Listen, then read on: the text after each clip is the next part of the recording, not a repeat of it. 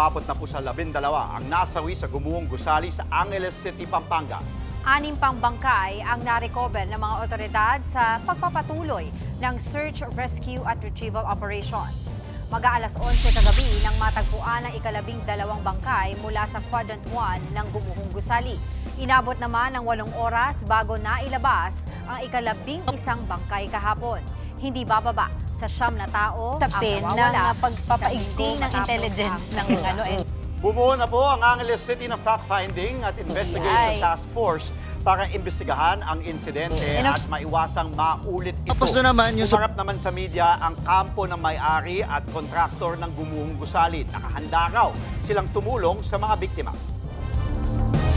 Sasagutin po ni kontraktor ang lahat ng funeral, burial. Yung pong dalawa na lumapit na kay kontraktor, sinagot po lahat ni kontraktor, no, bilang tulong, lahat ng tulong, no, yung funeral, burial, no, and all other necessary expense, no, na